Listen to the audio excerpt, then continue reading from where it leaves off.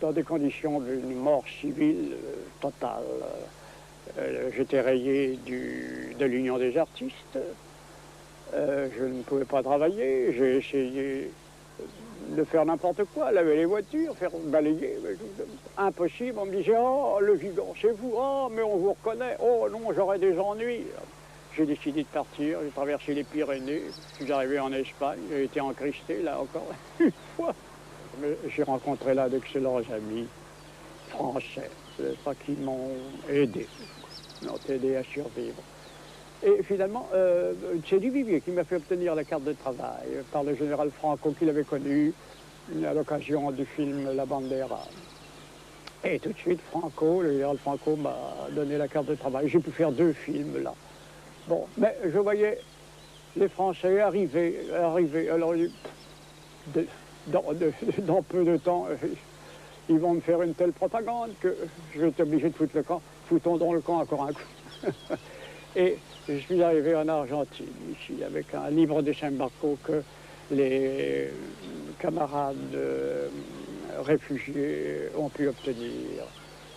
Et là, j'ai rencontré dans le monde cinégraphique un ostracisme semblable à celui que j'aurais rencontré en France. J'ai accepté 2 films, mais j'ai été saboté chaque fois saboté.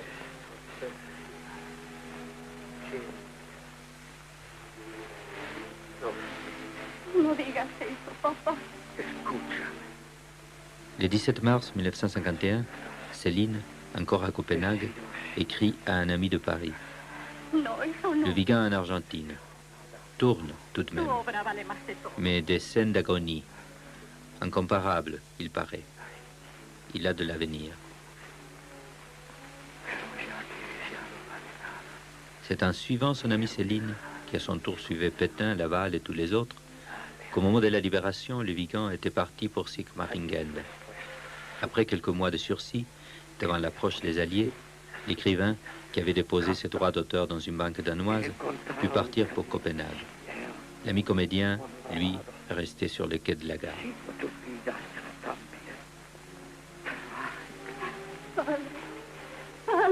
Enfin, je vis ici d'une petite rente de la caisse des artistes et du spectacle.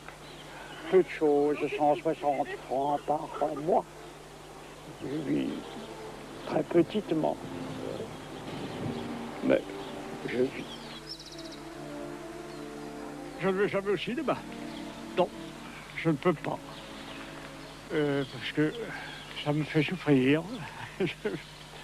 Je me rappelle ce que je fus et j'ai toujours, depuis que je suis allé en prison, je me suis évertué à ne me souvenir de rien. À faire une scission totale. En ce moment, vous me houspillez pour retrouver des souvenirs et je fais un travail mental extraordinaire pour retrouver des bribes de mémoire.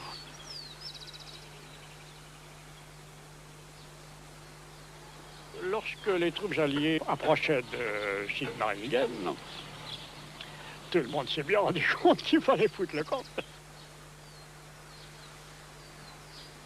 Nous sommes descendus vers la Suisse. Et j'ai été arrêté à Feldkirch avec Robatet, avec pas mal de camarades. Nous avons été jugés à Paris au bout d'1 an, 1 an et demi de prison de Fresnes. Voilà. C'est comme ça la petite histoire, hein. C'est tout petit, c'est tout petit. 20 ans après, ça paraît stupide. Alors, quoi faire? Lire, méditer, penser un peu peut-être à l'au-delà aussi. Enfin, vous pensez, attendre la mort. Elle vient. Elle vient. C'est une bonne chose.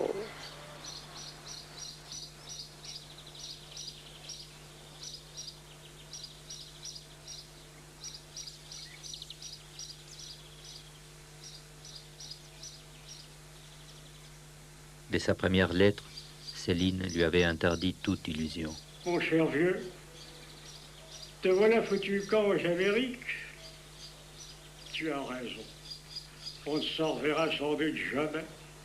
Tu vas retrouver les mêmes youtres là-bas, bien sûr, bien lopes, d'honneur et salopes et collabos, pire encore, écrit. Quand tu seras installé, tout ton écœurement va. Attends d'avoir passé les 3 premières semaines romantiques de l'arrivée. Pour nous, vois-tu, c'est cuit. Tous ces gens-là nous haïssent et nous redoutent comme le choléra. Contagieux de misère, nous sommes. T'en fais pas, ils font de drôles de galipettes, d'acrobaties, tous.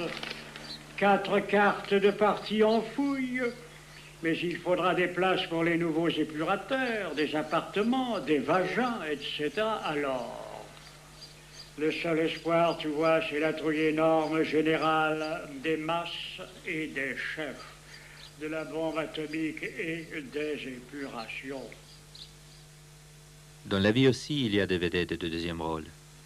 Le Vigan, bien sûr, avait fait des émissions de propagande sur Radio Paris. René Bousquet, lui, n'a jamais connu l'indignité nationale. Il avait organisé et réalisé, sous la direction de Heydrich, la rafle du Veldiv. En 1949, il fut acquitté pour haut service rendu à la résistance.